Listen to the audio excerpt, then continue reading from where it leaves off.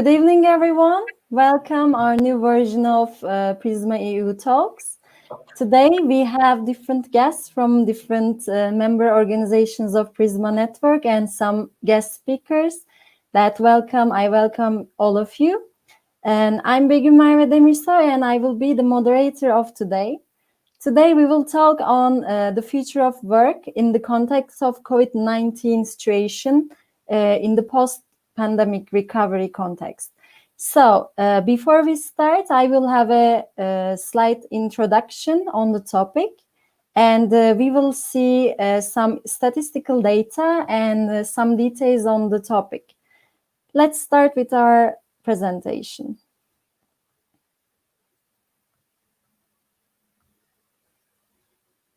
So first of all, I would like to mention our speakers one by one. Welcome Gianluca from the Head of Policy Research, ESD.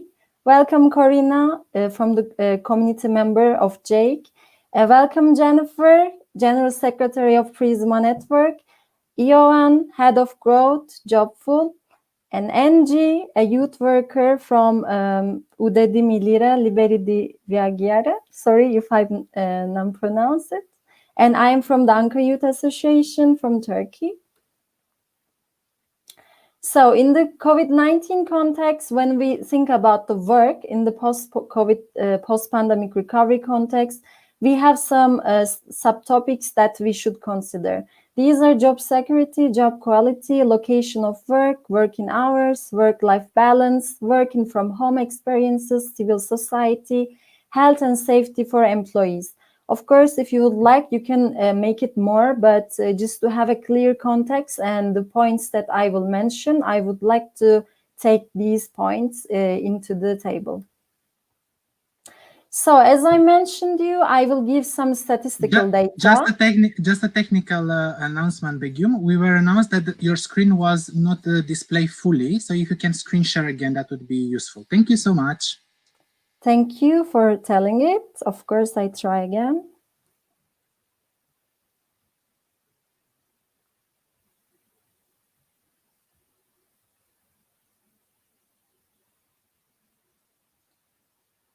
So, do you see it now? Yes.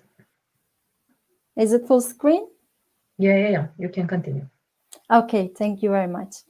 So, as I mentioned you earlier, today I will give you some statistical data on the future of work in the post-pandemic context. And these data is taken from Eurofound, which consists from the period from April till the July 2020. And this is based on, especially in the European countries, and it shows that a questionnaire which is done to many workers and their answers.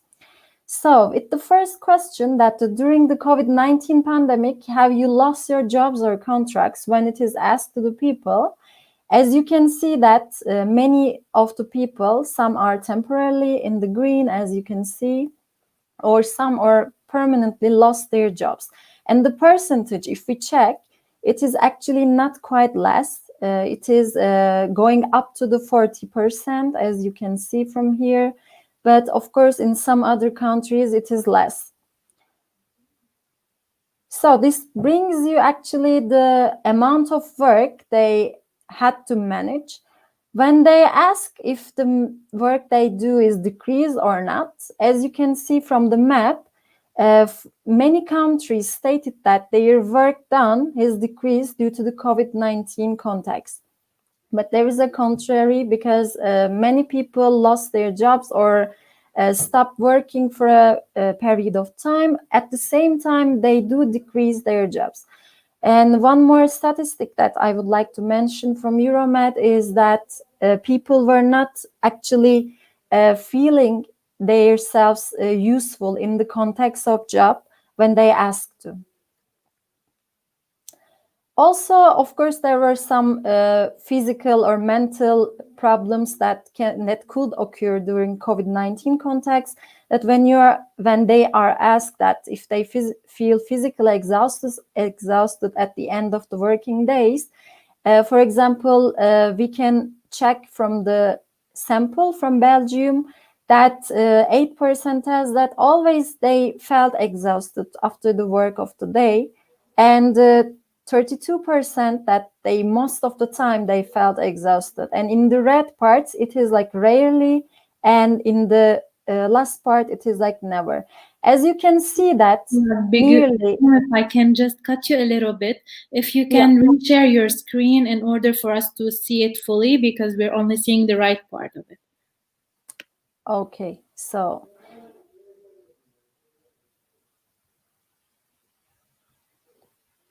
just a second. I think you see it better in this way. Yes, we are seeing now perfectly, but it's not full screen. Okay, I think in the full screen there is a problem, so maybe it's better to continue like this. What is the blue bar? It will be better, I guess. Okay, let me try again. Yeah, How about is this? Good. This is not good? No. So the blue part is always the ones that actually I don't know what is exactly the problem, but it's a technical issue. Yes, you can leave the previous and we can check it out this way. Okay, perfect. Thank you for telling it. So it is more clear now. We can continue. As you can see here that most of the people feel actually exhausted after the working days during the COVID-19 period from April to the July. It is the data from the Eurofound again. And nearly 50% or more, sometimes more, feels that the exhausting side of the effects. And this is also a very important topic that we should consider. When they are also asked if they work at home, as you can see that nearly again the half of them stated yes. And while stating this yes, before this question, there was a physical exhausted part. So maybe in this point, we should also consider if working from home makes people exhausted more or less than working from an office or in another environment. Of course, as we can see, many of people, they just started working from the home. But unfortunately, some still continue to work from the office. So if they asked how frequently did they work from home before the outbreak of COVID-19, as you can see that nearly 60% of people haven't worked from home any time before in their life. But of course, there are some daily statistics, some several times in a week was possible.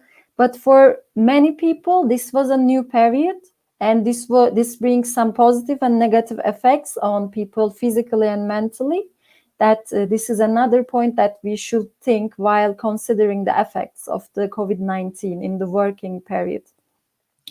Also, when they are asked that if they are satisfied from working home, actually, as you can see that even they stated many of them were exhausted, they again stated that they satisfy with their experience of working home, and most of them are preferring that working home is a better option even after the post-COVID-19. Also, one more statistic showed that people were actually not really unhappy of working from home, and they stated that they even had more time for their family and for their pleasures, for their own free time. And actually, this is also a surprising fact that if you had the choice, how often would you like to work from home if there were no restrictions due to COVID-19? So as you can see that there are different options here, and many people have different ideas. Some wants to work more and some wants to work less in a week, maybe some days in the month. And you can see that, but still many people after the COVID-19, when they leave that situation of working from home, they liked it, as we can see in the statistics, and they want to continue even several times in a month. So even this situation continues still, many people thinking that they can lose their jobs in the next 3 months.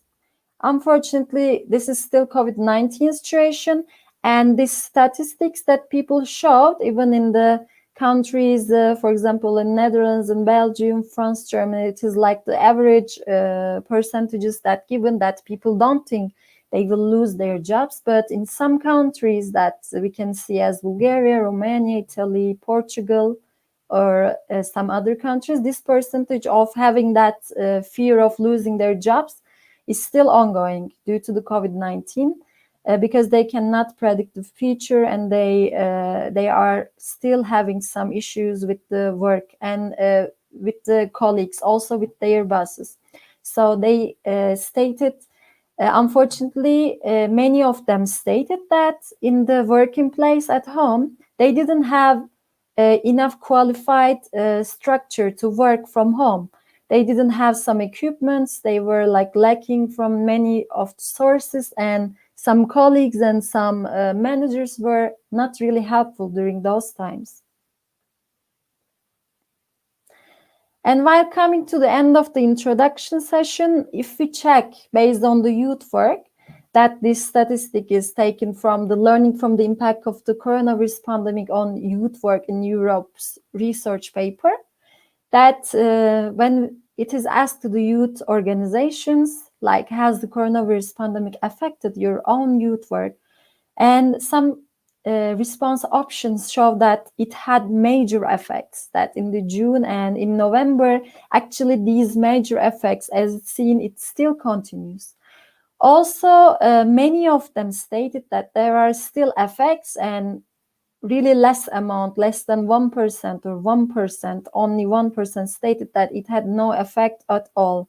And when we opened this effect issue, they thought that it affected them in the context of budgeting, it affected them in the context of their working style and their workers, the number or hours of working, also remote workers. Also, it affected their projects and some volunteers.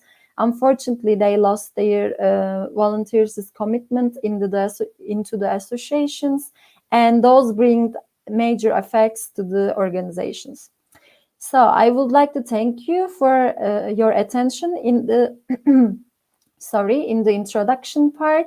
And now we will continue with our speakers one by one. And at the end of it, we will have a question and answers session at the end. And now Gianluca will start with working from home, advantages and disadvantages topics. Welcome, Gianluca. The mic is yours.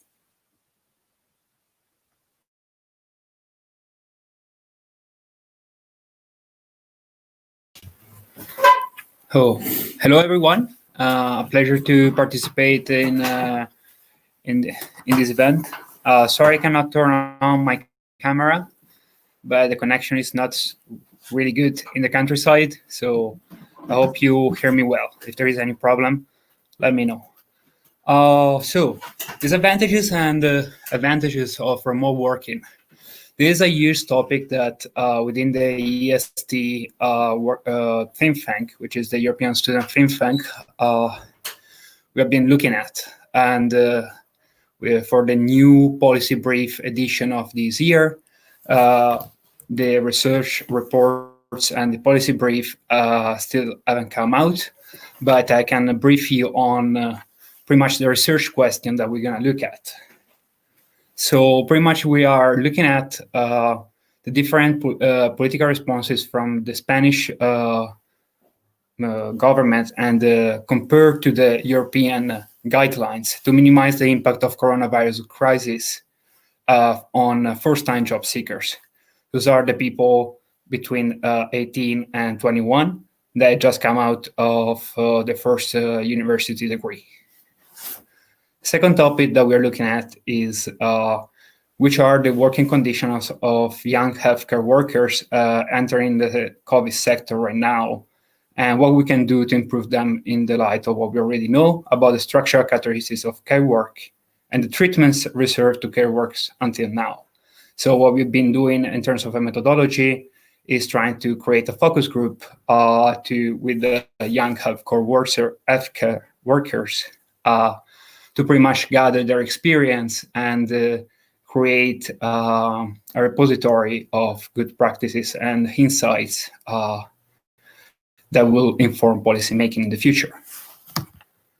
Another topic is the Green Deal and how is that promoting the youth employment in sustainability sectors to empower the ecological transition of our economy, and how is pretty much like sustainability related to public health, and how we prepare in the future generation of workers in Europe to be ready to actually and to create a working class that is able to create the necessary resilience in order to fight those kind of pandemics, how you can call it, disturbance regimes in terms of environmental politics.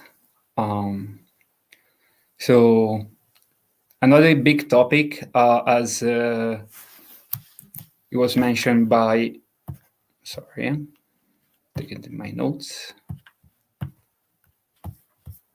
on Begum earlier, is the mental health status of workers.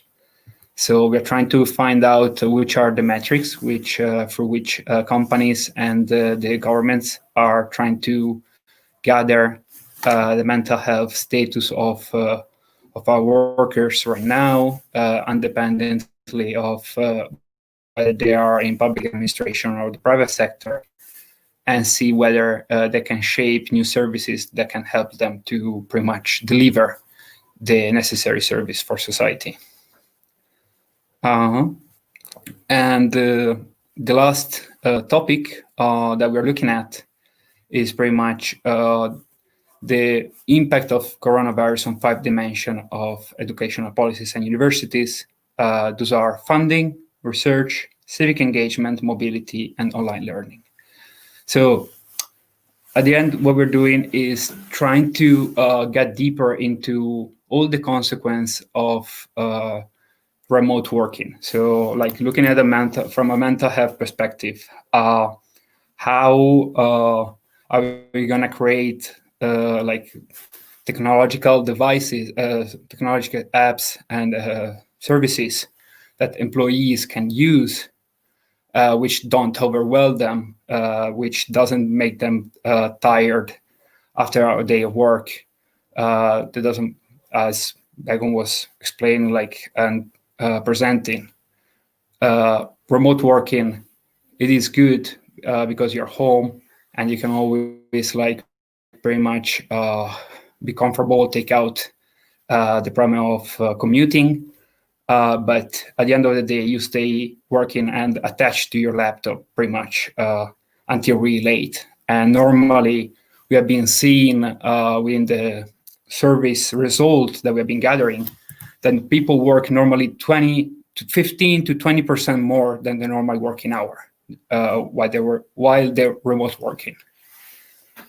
So, but then looking at the sustainability point of view of remote working, you can definitely see also from the pollution levels that we've been looking at different central cities in Europe that have been going down because commuting has been taken down and people have more personal time to dedicate to other fictions, hobbies, and maybe some new courses that they can entertain and pretty much spur up or have the time to not just think about work during their week.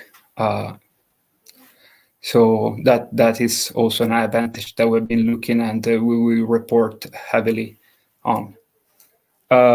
Also, an advantage that we've been looking at when it comes to remote working is the capability of decentralizing offices. So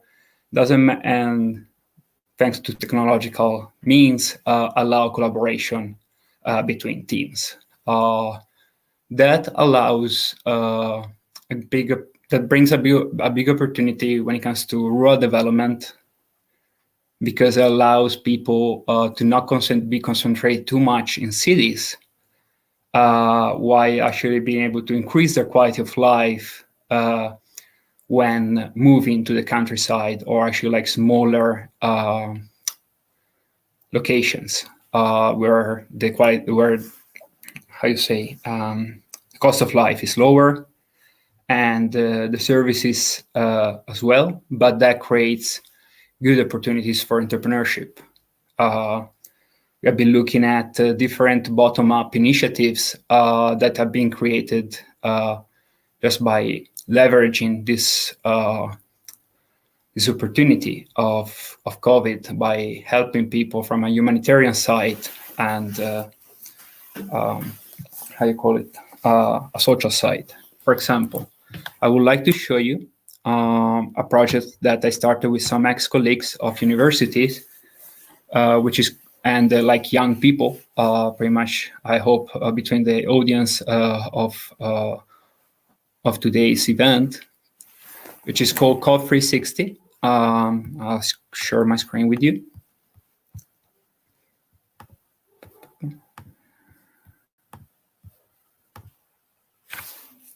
Let me know if you can see it.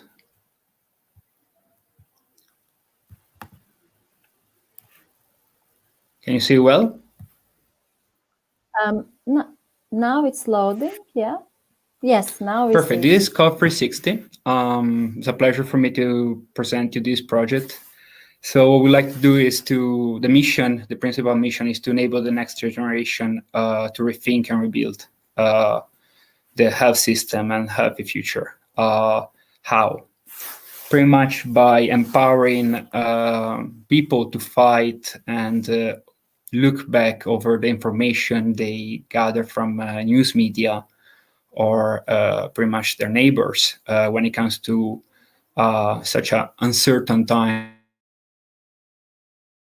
of information, to rely on reliable and expert advice through those reports, which are different trend reports, where we analyze in a policy brief style and pretty much open op-eds pieces, different dimension of COVID, of the COVID impact on society, economy, politics, international relations, and mental health.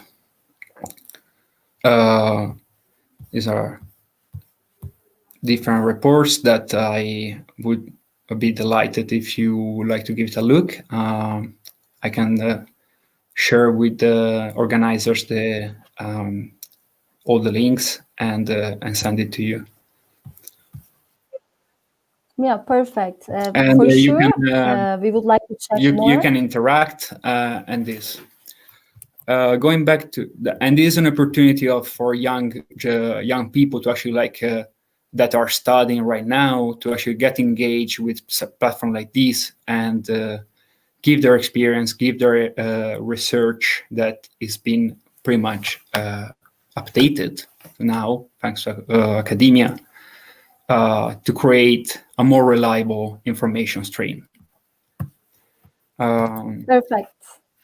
So, Gianluca, thank you for sharing all the great insights and the solutions that for sure it will be useful for the other people. And we will share the link for the others to check online through our Prisma European Network social media channels and our webpage for sure.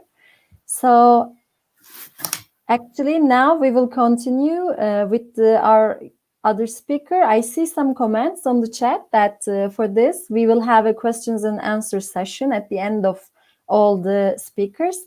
So I would like to ask you, wait just a little bit more to have all the voices heard, then we will continue.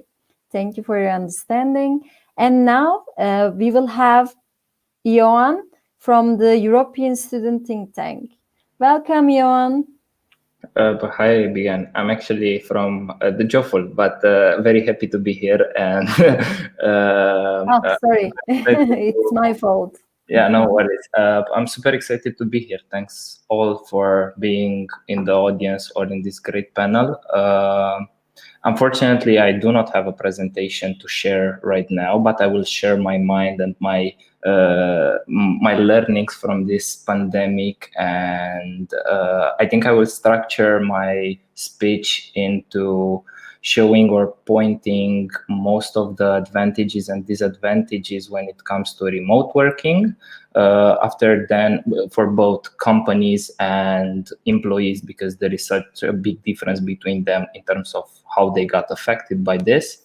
And in the same time, I will take a quick look on the digitalization and automation layer and actually show you one personal belief I have, that digital transformation is much more about talent than it is about technology, and will end up in a very optimistic way that robots won't actually take our jobs. It will be a bit different. But getting through the point, and actually, who am I and what is Jobful?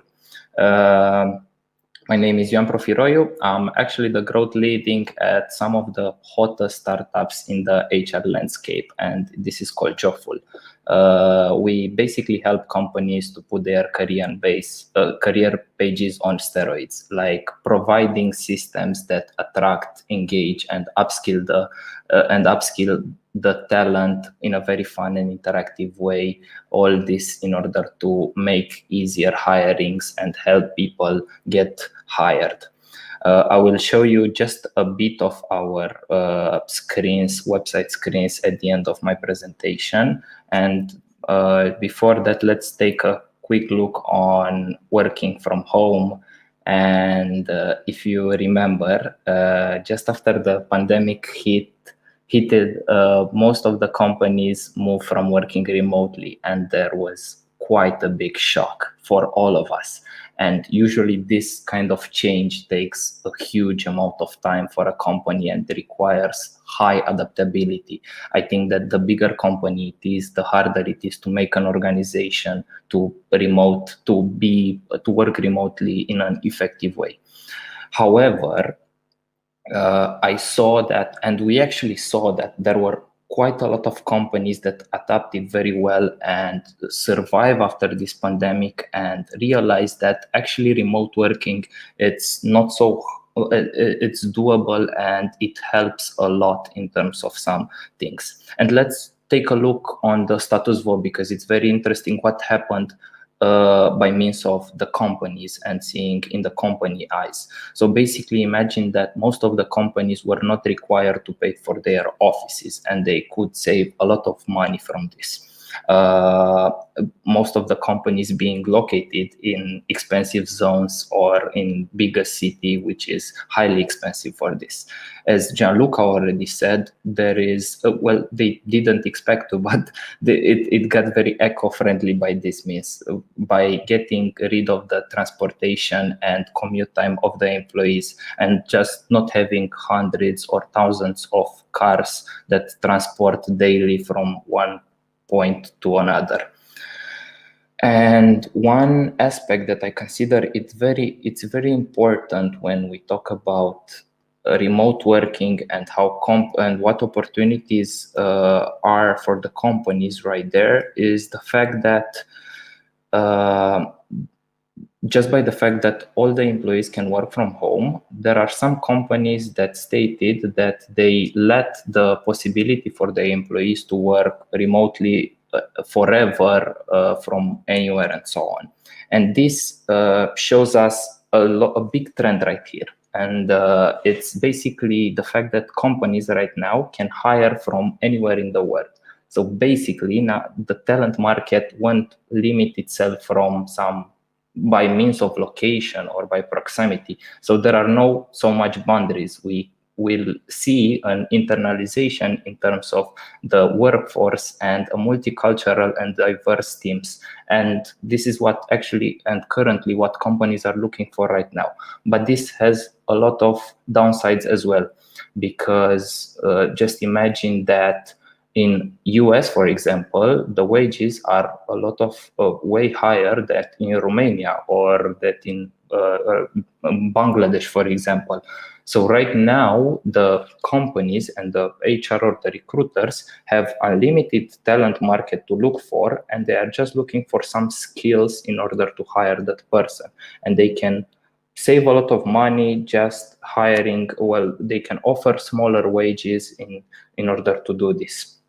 In the same time, that is for every company, it's important to share the same language, culture, and time zone will still matter in this aspect. But what I'm saying is that there will be a huge change of internalization and looking for people from another part of the globe, for example, and this will highly encourage the gig economy, having collaborators instead of employees. And as you already stated, Gianluca and Begum, for the employees, there has been quite some changes.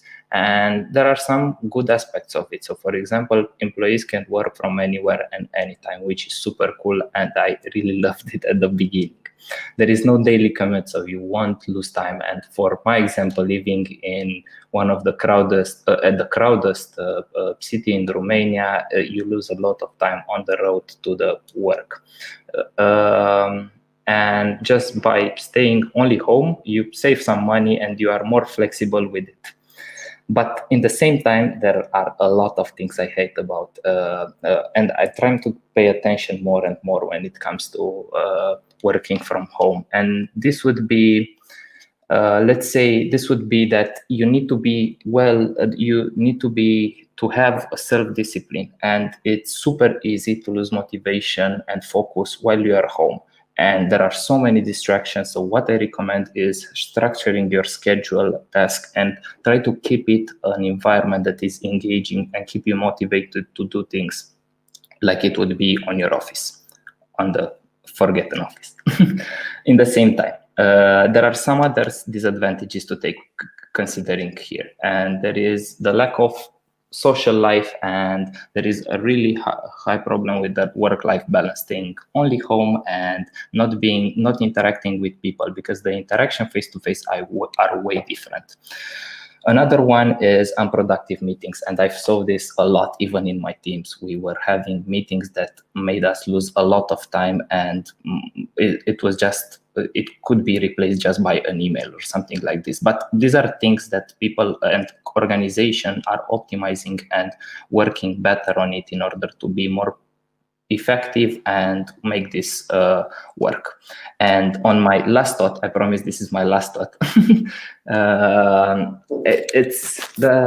We are living in a world, and this pandemic showed us that automation and digitalization is sooner than we expected, and it's happening right now. And this pandemic fostered its evolvement right now and its need, basically.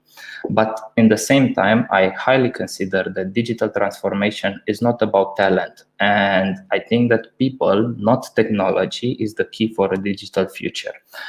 This might be an unpopular opinion, but you can buy any technology you want. But in the same time, it's not going to work if you don't have people to use it and people to adapt to it and know how to use that technology. So in order to use technologies, you have to train people and be aware or have some quite good onboarding systems in order to make those people know how to work with that type of technology, because technology is advancing a lot. But in the same time, we as organization and as people should pay much more attention on our people's development and upskilling in order to be able to know how those technology works and know how to use it in order to be relevant on the job market or to be better professionals. So yeah, as a gentleman, unfortunately, the time is up for now. But thank you for telling the size of the working from home, remote working, also for the companies and also for the employees. they were really useful and really great facts that maybe not all of us is having the chance to experience it. And there are some comments that I already saw on the digitalization part, which you can check and you will have time to answer while at the end of the talks. So quickly, we will continue with our next speaker from Albania, Enxhi from Albania, youth worker, and she will speak today about mental well-being of the young workers. Welcome, Enxhi. The mic is yours. Thank you very much, and thank you for the opportunity and for this activity. In this difficult situation, I think that it's very helpful to be, to be close to people and the people who are experiencing difficult situation and a lot of challenging. I will be sharing my screen as well. But before starting, I just wanted to make a short, let's say, introduction on the topic and why I think it is important. People, even though the situation of this pandemic is in the global level, people are not very different in the sense of the feelings and the experiences they have toward the challenges, despite the survival instinct that every one of us needs to go forward and needs to, to go further with their lives. Still, despite the challenges, we need to be strong and support each other. So I think that you will be able now to see my screen. Can you? Yes, now we see. Yeah, so this difficult situation has affected our lives in all the spheres, starting from education, job place, politics, economy, tourism, health, and every other aspect. I will be giving some facts and figures, and I will be based on the global survey on youth and COVID made by International Labour Organization. This study was actually conducted with the support of EU, GEYC, Children and Youth, and the United Nations for Human Rights, and includes 12,000 responses in 112 countries. From the figures, we see that 3/4 experienced school closure, and yet all were able to transition into online and distant learning. Indeed, the COVID-19 left 1/8 of young people, almost 30%, without any access to the courses, teaching or training, a situation that was particularly acute among youth in lower income countries, and one that served to underline the sharp digital divides that exist between the regions. In this survey, it's also stated that 1/6 of the young people, almost 70%, that were employed before the outbreak stopped working altogether, most notably workers aged 18 to 24, and those in clerical support, services, sales, and crafts and related trades. Working hours among employed youth fell nearly 1/4, and 2 out of 5 young people, almost 42%, reported a reduction in their income. As well, severe disruption to learning and working, compounded by health crisis, has seen a deterioration in young people's mental health being. The study finds that 70% of young people are probably experiencing signs of anxiety and depression. Mental health being is lowest for young women and youngsters between the ages of 18 and 24, and young people whose education or work has either disrupted or has stopped together were almost twice as likely to be probably affected by anxiety or depression as those who continue to be employed or those whose education was on track. We also see that many adults are also reporting specific negative impacts on their mental health and well-being. For example, difficulties in sleeping or eating, or increase in alcohol consumption or substance use. And we're seeing chronic conditions due to worry, stress over coronavirus. The research as well showed that job loss is associated with increased depression, anxiety, distress, and low self-esteem, and may lead to higher rates of substance use disorder and suicide. Recent polling as well showed that more than half of people who lost their income or employment reported negative mental health impact. which of course came from warrior stress over the coronavirus. And lower income people report higher rates of negative mental health impact compared to those who take a higher income. Poor mental health, of course, due to burnout among frontline workers, increased anxiety or mental illness among those with poor physical health. Those with mental illness and substance use disorder pre-pandemic, and those newly affected will likely require mental health and substance use services. So the situation is reported heavy in these 112 countries, meaning that people who are already been suffering from mental health before the pandemic, or which are experiencing other, let's say, challenges in school or work, are experiencing these mental health issues. What I have prepared as well are some helpful tips for mental well-being of youth workers and people in general that I consider and I think that are very important to understand. The first one is that it is completely normal. So all the youngsters and all people around the world should understand that the situation is the same in all the states and in all the world. First of all, what we should start is working with our own mind and with our own feelings. So we should, in a sense, understand the situation and accept that it is out of our hands. The only thing we can do is to respect the measures and to respect the others around us. So if you are hearing all over that the schools are experiencing a lockdown or a lot of people are going to remote working, it's completely normal. And psychologists from the other side say that this anxious feeling, in a sense, has its positive effect as well, because it leaves us more responsible and also helps us to protect the relatives and people around us.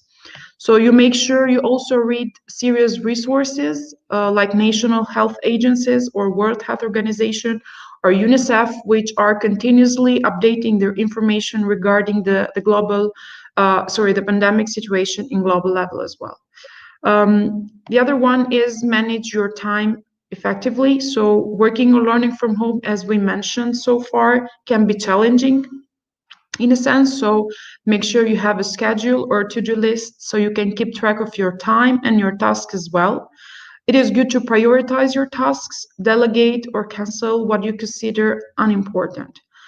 So time management can be very challenging. For example, people that are working from home. So managing several meetings in the same time or managing several tasks in the same time can be inefficient and can be not healthy from your mental health. So please keep track of your tasks and manage your time properly.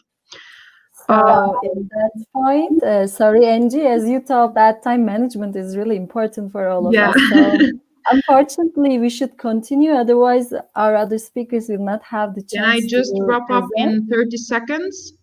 Just very shortly? Okay.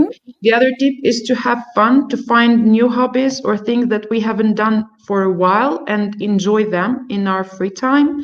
The other one is to focus on yourself and your well-being. It's okay to say no to things that are overwhelming to you. And it's okay to feel all the feelings because it's completely normal for everyone.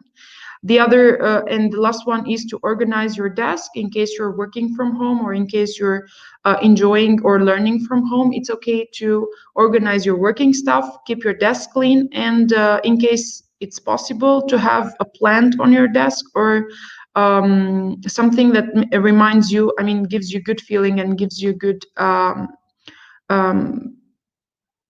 release of stress. So it helps you to let's say unfocus a bit and recharge your energies. Thank you. Thank you very much for your really useful insights, especially in the last part, that all youngsters and all people having some problems on these days about the mental health and well-being. Thank you again for sharing, Enxhi. And now we will continue with our other speaker, Jennifer, from the Prisma European Network, and she will be speaking on the role of social media in personal branding and in recruitment. Welcome, Jennifer. Thank you. And the mic is yours. I'm so happy to be with you. And thank you for all the speakers. They highlighted on some important points. Sometimes we simply forget about it because the situation and everything's happening. So I'll be now talking about the importance of personal branding on social media and maybe why it might be the reason for us to be recruited. I will share my screen now and I'll ask the help of Begum. If you can, whenever you see the full screen, just let me know. Yeah, for sure. Is it showing? Now perfect. We see it. You can start. So if you want to be successful, you need to think of yourself as a personal brand. Don't be ashamed of whatever you post online, as long as you have a certain strategy and a goal you want to reach. So in this brief presentation, we will be talking about defining the branding goals, defining your areas of expertise, the consistency, sharing quality content, updating social media channels, and engaging with the audience and keeping it positive. First of all, you need to think of what you want to achieve. If you want to start a new business, if you want to differentiate yourself from the competition, or simply you want to increase your sales if you are a company. So whether you are a personal individual or a company, it's all about knowing what you want to do. Once you know that, you can start by putting simple steps that can help you reach your goal. Second tip is defining your areas of expertise, which is your unique selling proposition. You need to define what you are good at and stick to it. I know some of us would love to have million areas to discover, and some of us, due to the pandemic and the lockdown, discovered amazing areas they are good at. But if you want to really stick to a personal branding on social media, you need to know and define and stick to what you are good at. Maybe you are good in 2 or 3 areas. Once you know those, you can just even blossom more, if you want to say. You need to showcase your expertise and make it obvious on all social media platforms. You need to use the bio section to describe it and use simple and searchable words, and let your bio speak about your expertise without any effort. So whatever area you have to cover on social media, for example, if you are a personal trainer and you want to boost your personal branding on social media. Now we know that a lot of personal trainers are using online classes in order to help the customers achieve their weight goal or their sports goal. So what you need to do is to open, for example, an Instagram account, fill all the bio or all the about us and on Facebook with searchable keywords. You need to put yourself instead of the person who is searching or in need of your expertise, and you need to describe it as simple as possible. Don't over complicate it, because at some point people will lose interest. The more you are simple, the more you can attract people. Now with the third tip, which is consistency. For me, being consistent with your tone of voice and with the messages you send through all social media platforms is one important factor to boost your personal branding online. If every time you speak in a type of voice and a tone which is different than the previous time, the audience will not memorize you, will not know that this is you who's speaking. So you need to opt for a good tone of voice, and you need to stick to it and spread always the same messages, even though if you are speaking in other terms. Use the different terms while conveying the same message. Consistency as well can be reflected through the brand image. The branding is everything. So if you are, for example, a chef and you want to boost your presence online. So you need to create a good branding and a good image, create a logo, create professional photos. Now all our phones are built to take good photos. So all you need to do is adjust the angle. All you need to do is create a simple template and stick to it while changing few tips in it. Maybe the color of the font, maybe the type of words you are using, yet all at the same time you can, by keeping the same tone of voice and the same branding, people will recognize you without doing the extra effort. Finally, you can be recognizable and let everybody learn your patterns. For example, if you want to post on social media platforms, you need first to pick the channels you want to be on. For example, if you are on Instagram and you feel that you are not being able to be consistent and well present on Facebook, just stick to Instagram.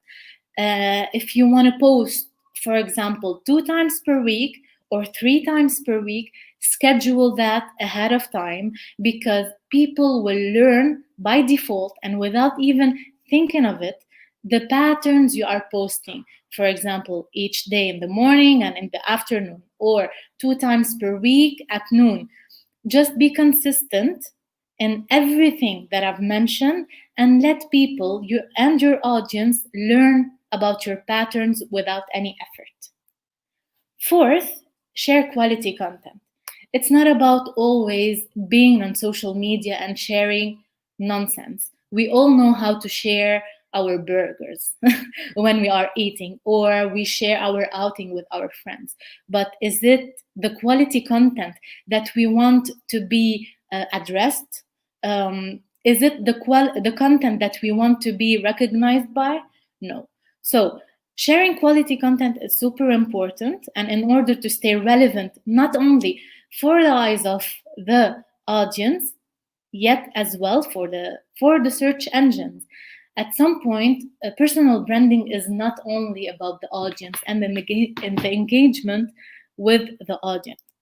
It's about as well knowing our presence and our position on the search engines. For example, Google, Yahoo, Bing. All those search engines will help us create a certain position, and due to our personal branding, we will be shining. And the more we are in position 0, which is the first position on the social search engines, we will be visible to recruiters. And this is one of the most important things, at least for me, if I always want to move forward with my job, with the career, with everything, even if I want to enhance simply my expertise. Readers are far more likely to share quality contents with friends and loved ones who are also potentially interested in your goods and services. Once you know that, share good quality content and you know how to convey a certain message and sell your goods and services, everyone will be super happy to share it because they see the quality in it. The simple note here: sharing content from other reputable sources within your industry is also recommended. The importance here is not about focusing on the competition. Why not sharing good content, even if it was from your competitor? Yeah, actually, Jennifer, in that point, I saw a question that may be related to what you were saying. And you mentioned some branding skills and how to manage the social media channels, engage with your audience. And Alexandra Florentina Pekka has a question that says, some young people is even lack access to internet and also lacking to the digital skills. So she's asking, what can civil society, from a civil society side, what you can offer them, what you can provide them to have those digital skills? This is nice that you all shared the ways to show you perfect in the social media, but if they are lacking of the skills, how will they do it? And okay, I will stop sharing my screen in order just to interact a bit with you guys. So okay, not everybody is a designer. I'm not a designer, yet there are a lot of skills and a lot of tools that are presented online for them to be able to do the bare minimum. Everybody has something, you know. So everybody is good at something. Finding what you are good at and searching on the internet for tools to complement your skills. If you're not good at branding, there are a lot of tools like Canva, for example, that I personally use for personal branding. They help you not only to create a logo, to create a letterhead, to create some social media templates. Everything is simply there. So all you need to do is just do that extra effort and create this extra step in order for you to learn about those platforms. And if you want, as a general secretary in Prisma, we can always share those type of platforms on our social media platforms, where you always can be there and share it and just see it. Okay. Yeah, that would be a great idea also for young people, also for the others to see some platforms, some easy tools. And for this question, if any other speakers of us would like to add something more, please feel free to take the mic. And yeah, otherwise, yeah, there is something coming. Yeah. Cool. Can you hear me? Yeah. Yeah, we hear you. I can, please, because we as well here in our organization have been having the same question from our youth. Some of them had to go to online learning and had this lack of knowledge on some digital tools, and we had to support them throughout the lockdown that we have and throughout our activities. From the civil society perspective, there are a lot of organizations who are implementing online trainings as well for digital skills and new digital tools that can be used. We as youth workers have been trained as well in using these new online interactive platforms in order for our trainings to be more attractive and to be less stressful for the participants, and to be more enjoyable for youngsters to engage and to take part on. So I suggest that you just go and scroll on Google on different trainings depending on the specific digital skill that you are searching to learn, or the specific digital platform that you're willing to learn. Of course, in YouTube and in other online platforms, you have a lot of online teaching and online learning, and a lot of tools that are being produced by civil society organizations specifically on the topic. And of course, I mean, if you need more assistance, personally, I'm free. You can write on this Facebook chat or something, and if you need any specific assistance, we as an organization and me personally, we're more than open to help and to assist you. So in case you need help, you just need to ask someone. Everyone is online right now in social media, in different platforms. You just have to comment or ask for help, and there will always be someone on the other side of the screen. So there will always be assistance. Yeah, perfect. Thank you for sharing. And we can also give more details in the questions and answers session after our speakers are done. And if you don't have anything to add, I think Jennifer will continue with the presentation. Okay, I have 2 more quick tips that I will be sharing.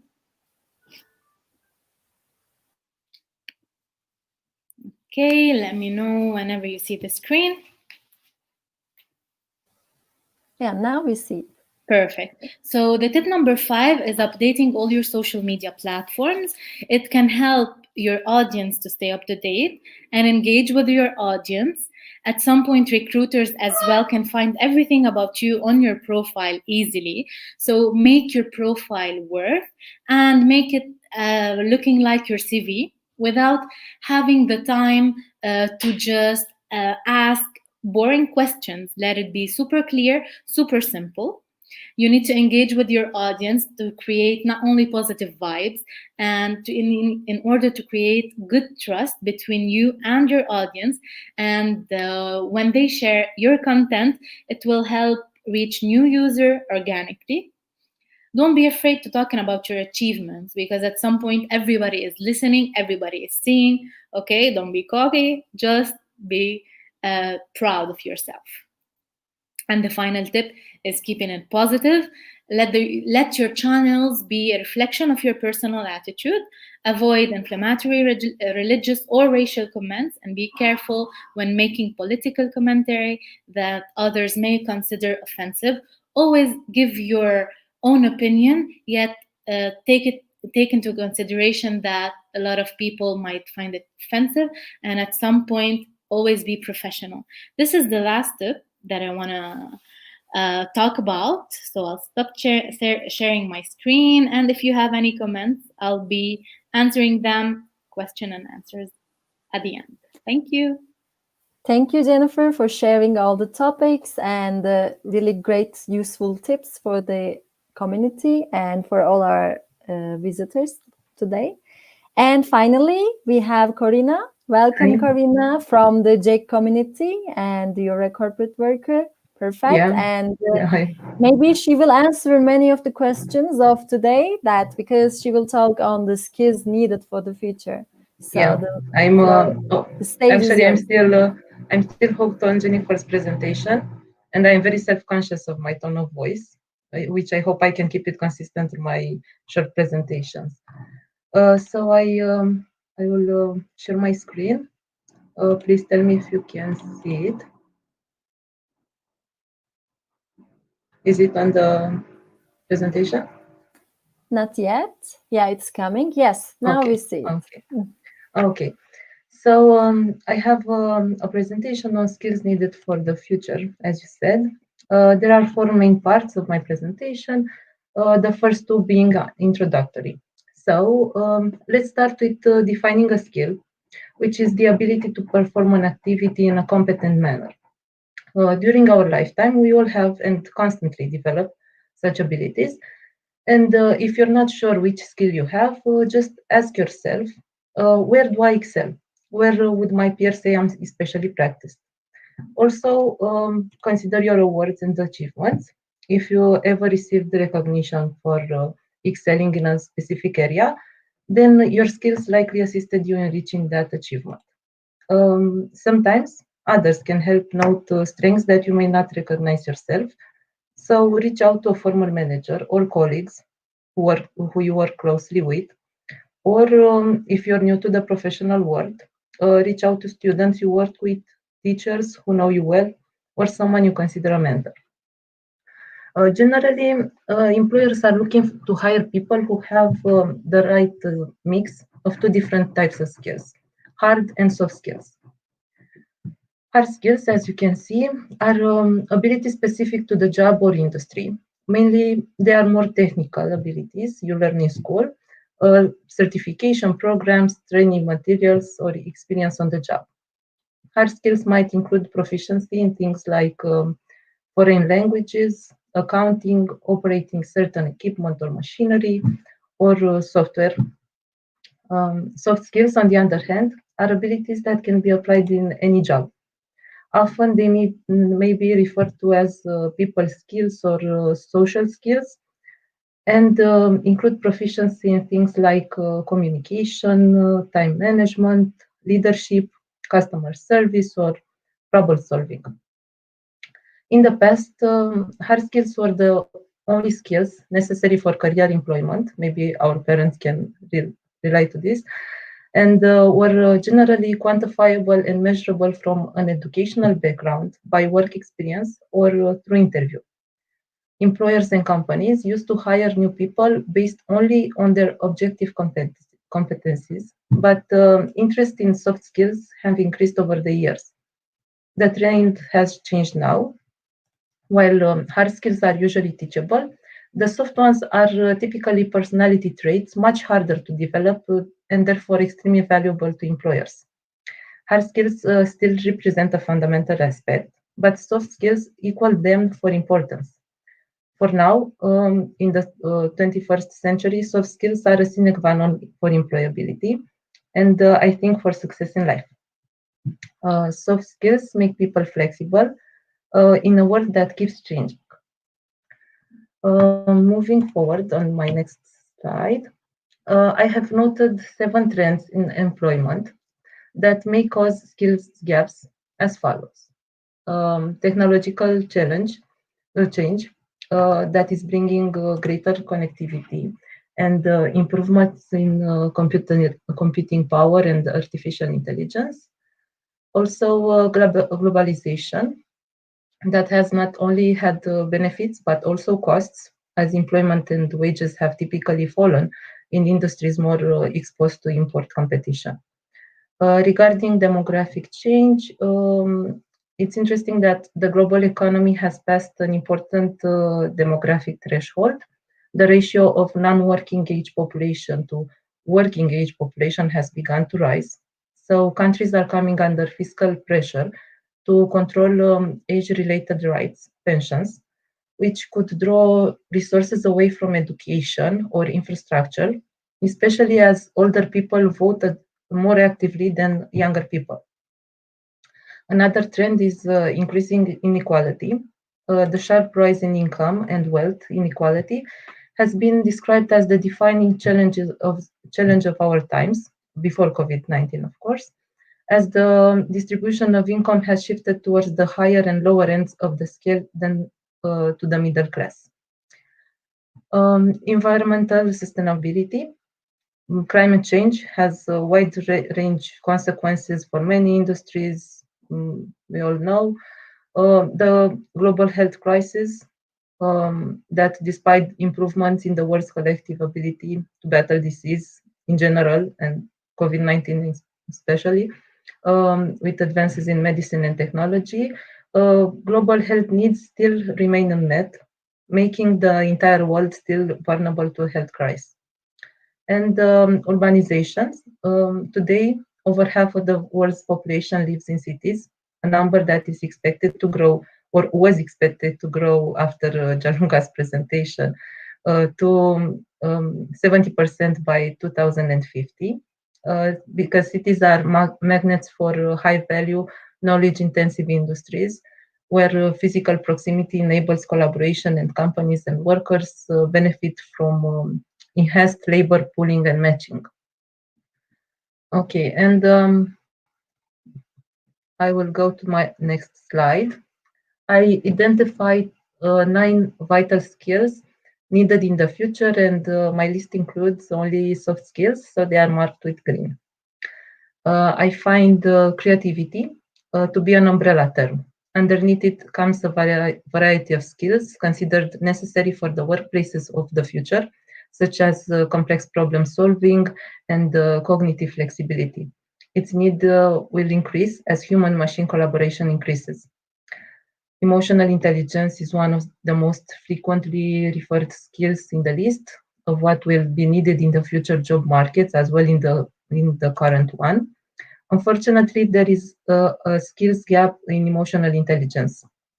While this is negative, it does create a clear opportunity for those with a view to improving their own future employability.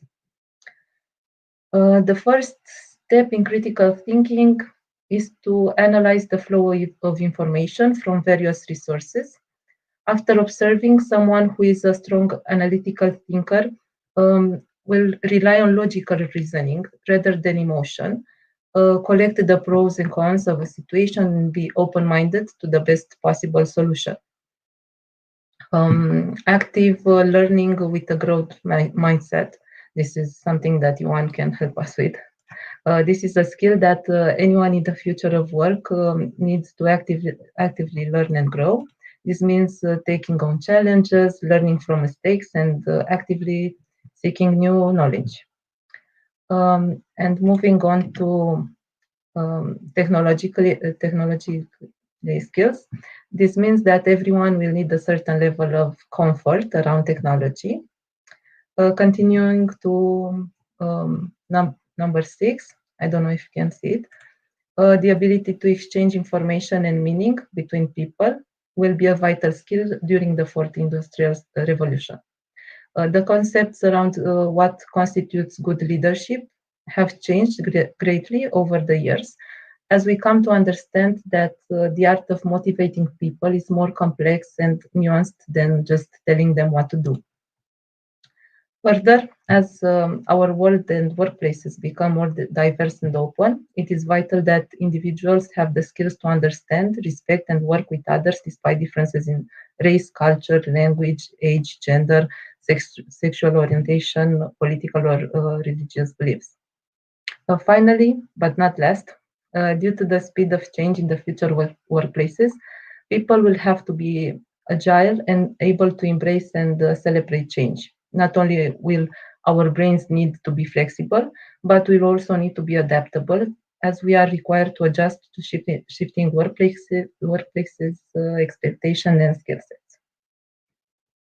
Okay, I hope I didn't pass my time. Yeah, thank you for all the skills that for the future that needed for all the people and for the youngsters, and thank you for really useful comments, Corina. And now the time has come that the time for the questions and answers session, that quickly, without losing any time, that we will continue on the questions that actually I noted down in the questions. Specifically asked in some speaker sessions, but whenever, like whoever wants that can answer it. Okay, so the first question was in the Gianluca's session from the Jules Naufal, and the question is, what are the measures being taken for people who cannot work remotely?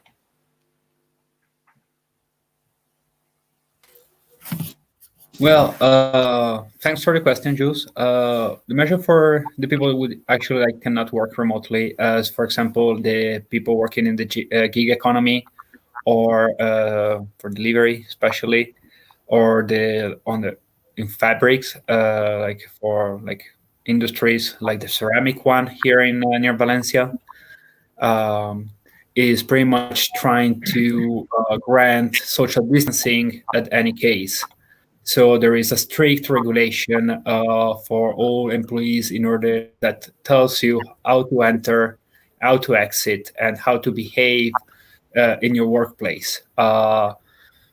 It's like pretty much entering a shop within your daily routine in those days in your countries, but trying to keep the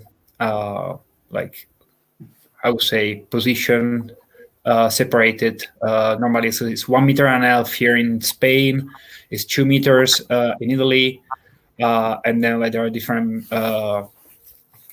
directions depending on the country. And then, well, at the end of the day, it's really up to the people working the workplace to go by the rule. And there is a lot of services, especially here in Spain, that have been given by the government, like free testing for companies and the autonomous people, which at the end try to grant a better visualization of all the people having the viruses or not, in order to have them on the application that each country has right now. So that's pretty much everything that can be guaranteed, like maintaining social distancing at work, cleaning your hands, and try to wear your mask as much as possible, because wearing your mask does not just protect you, but protects everyone, because mathematically, if two people are having a conversation, well, luckily we don't need them on digital virtual spaces. But if two people are wearing them at the same time, the protection that you have is not only 50% for the mask you're wearing, but mathematically, that the fact that you have through people, it gains up to 65%. So like also if you have like conversation with more people, that percentage goes up. It's never 100%, but that's the right thing to do. It's really boring and it's annoying, and you always forget it, and you always lose it, and we need to find a way of throwing them in a sustainable way. But yeah, that's pretty much the main measures that have been applied so far. I hope that remote working will actually be implemented on a long term. And that's it. Thank you. Yeah, thank you, Gianluca, also for mentioning health precautions, which are really important if you don't work remotely from home. And any of our speakers would like to add something, that would be great. Otherwise, I will continue with the next question. So, the next question. Ioan, would you like to comment? Sure. If I can see the next question. Ah, sorry, I thought that when your mic is on that you would like to add something more to what Gianluca told. Oh no, I think that was enough. Okay, so it's a perfect match, because the next question was asked during your session, again from Jules Naufal. And the question is, do you help individuals finding jobs or only companies? And where is it located? For example, can you find a person a job in another country, or is it just in their home country? Okay, so the answer for the first question is that both we are helping both the companies and the candidates as well. But in order to be a global business, we got oriented and we pivoted only for companies. But in the same time, candidates can enter on the platform, make an account, see all the available jobs, even from Romania or from other zones. Because right now, as I told you in my presentation, right now, being or hiring remotely doesn't necessarily means you are conditioned by proximity, for example. And taking this in mind, candidates, even if they don't have jobs, if they are from, I don't know, Bulgaria or whatever, they can see other opportunities and learn things on the platform and just interacting with companies. Thank you, Ioan. And I think this would be useful for the question from the Jews.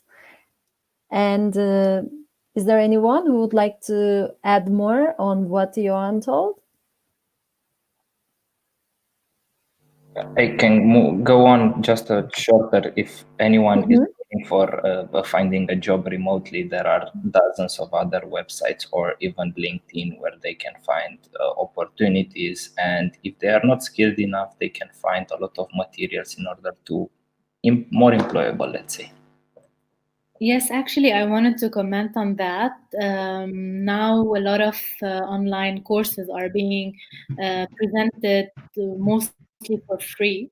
So, especially in Lebanon, we have a bit of a problem for paying online.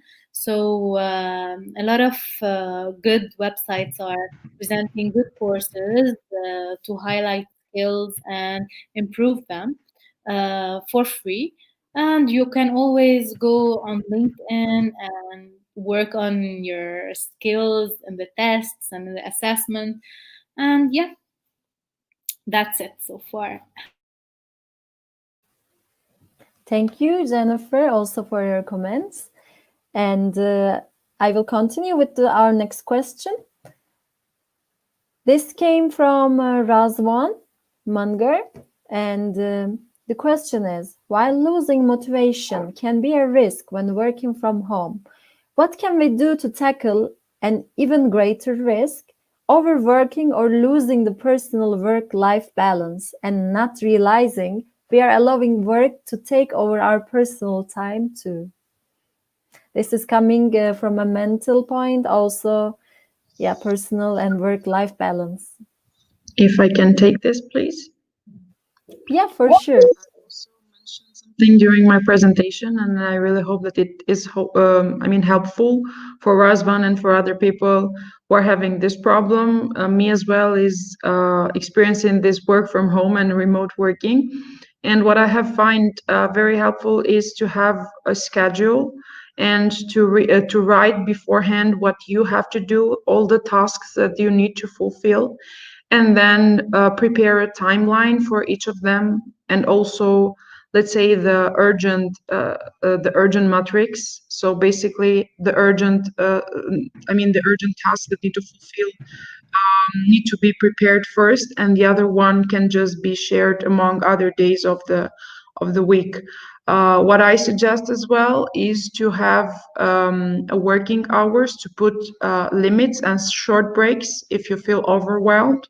So, for example, if your shift in your normal work or office is from 8 to 4, you can alter it and you can work in different working shifts, but make sure that you, let's say, keep track of your time and have short breaks as well. Or if you're feeling overwhelmed, you can just, let's say, alter your day off. For example, if in your daily life or in your daily job, your day offs are your weekends, you can have you can have one day off during your week, and then you can as well work in the other time frame.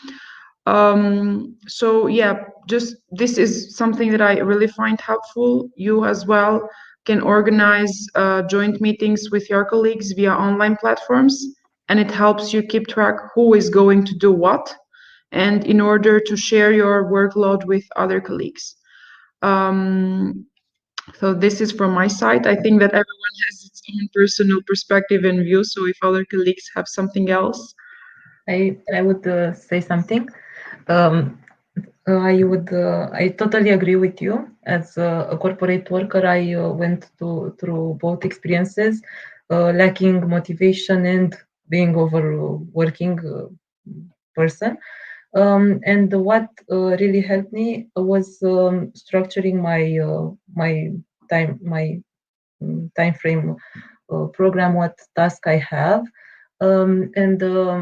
Did you read the book Eat That Frog? It's about doing what you don't like first, so you will procrastinate less. Yeah. So this is what it was really useful, and I wanted to share that. I actually have a tip as well. I have a small desk at home.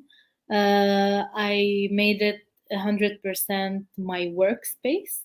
I added, as you said in your presentation, a plant beside me. So it's like having a small office at home. All in the same time, I kept the same schedule. For example, I took my lunch break at 1. I took all my lunch break and I didn't reply to any of the phone calls or the messages. It's like I'm totally out. It's a bit of a time for myself. And in the afternoon, I took like just a small break in order to just relaunch the positive energy in me. And as Corina said, do the things that you hate first. I'm with this totally. While at the same time organizing everything by priority. You said more than enough about that. I also have a perspective on this, very short one. If you are overworked, please take a vacation. First thing. On the other hand, I'm a very chaotic person, and just by saying structure, having a structure doesn't help me being structured. So what I did in this case is, I don't know, just see where I'm procrastinating, and I install a ad blocker, not being distracted by Facebook or Instagram or whatever apps I'm using, and try to do some, I don't know, sports or activities that you already did, that you did in the past when you could go not being kept in home. But yeah, try to avoid the burnout. This would be the main part. So thank you to all of our speakers for the really useful insights. And actually, you all stated that everyone has their own style of having those free times, or when you feel exhausted, you can find some ways, like having a desk only for work, or having the time for your enjoyable moments, or some other really useful comments. Thank you for sharing. And as I say that, we have one last question for all the speakers. So I think Gianluca has disconnected, and welcome Gianluca back, that we are continuing with the last question from the comments. This is the question for all our speakers from GEYC community. And they're asking, what skills skill you lacked the most during the lockdown?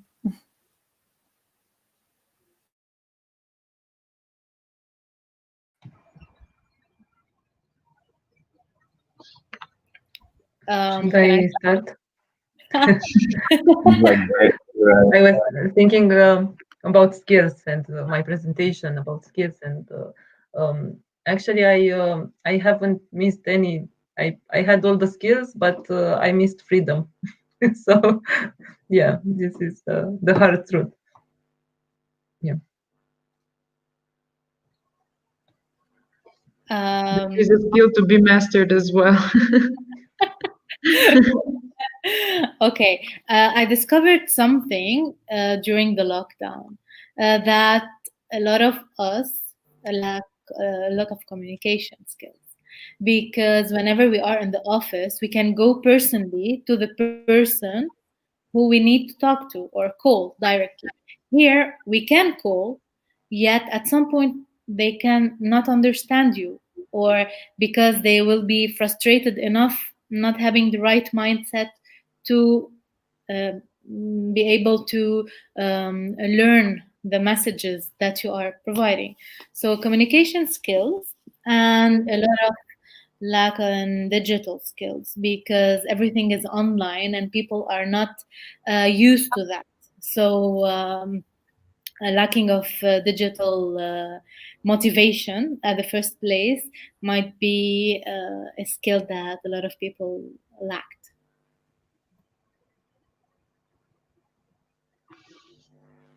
Well, if I can give my perspective, I agree with Jennifer that digital skills are, was one of the main skills that I had to work on during my lockdown, because we had new platforms going on, new meetings, new ways of doing stuff, new tools that were already there. But if we didn't have the lockdown, we wouldn't have the chance to explore them. So we had to go more in depth to learn. And if I can say, multitasking, managing several tasks in the same time from the same place was very overwhelming for a certain period, because we were, for example, accustomed that out of office we would go to, I don't know, finish something in another place, or in another, in a meeting room, or in a training room, in seminars, in coffee, or something else. And we were now just going from one room to another, and that was very hard up to a certain period. But then with this time limits and time frame, of course, there was a different. But if I can also say, flexibility is something else. We need to pass from one way of doing or one way of lifestyle to another in a very short time. And this personally reminded me of how flexible we need to be in our daily life, and how we need to be solution oriented in order to adjust to the circumstances, either internal circumstances or external ones. We just had to adjust and adapt everything according to the situation. And I think that this situation is going to last for couple months more. So we need to keep up with this rhythm. And a lot of us, and personally, I believe that nothing will be the same anymore. Each of us had more time to reflect, either on the skills, either on their daily habits or something, and each of us will try to cope and to keep up the rhythm even after the coronavirus is over. So this is from my side. Thank you very much. Is there anyone left who would like to elaborate on this question? Well, clearly freedom was lacking.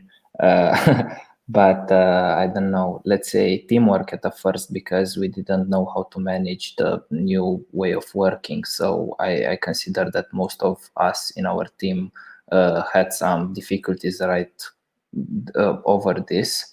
And in the same time, I think that proactivity was one of this, because being very overwhelmed with the lot of and the workload of tasks that we had, we didn't have time to, I don't know, learn new things or focus on the things that we want to enrich as well, not just the critical stuff. If I can build on this last comment, I think that the main skill that I was lacking in the first months of remote working was time management. It was like, as I was saying the first time, you stay all the day at home in front of your computer, and if you're a serious person, it's really difficult to divide personal home space and workspace.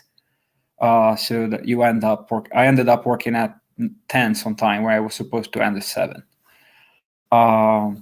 So besides that, time management is also time management is much related to your environment, at least it was for me. So I needed to change where I was. The possibility of remote working allowed me to actually move outside the city and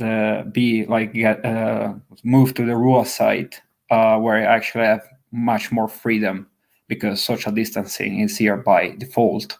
In the middle of mountains, and they have more time management in terms of space and objectives.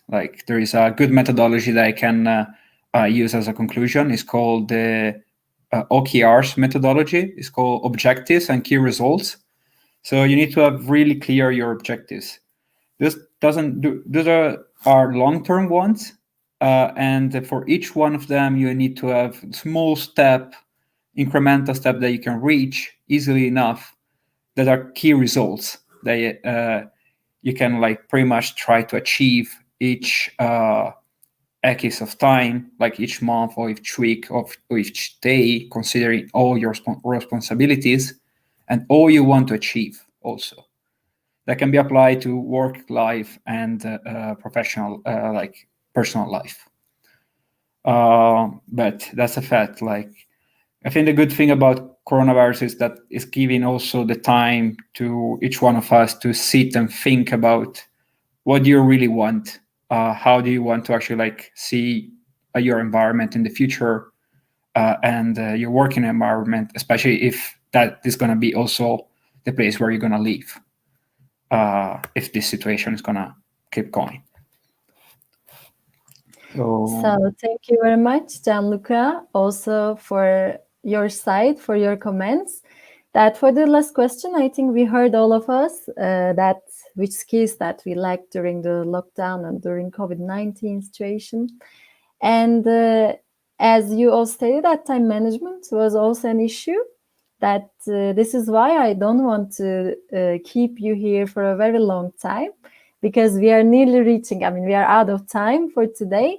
But thank you for all of your really grateful insights that we talked on the mental side. We talked on the disadvantages and advantages of remote working, social media and branding, and some skills for the future. Before we conclude, actually, let's conclude with one last question and with very quick answers for the young people. They want to know that what advice would you like to give to the youth for the following months?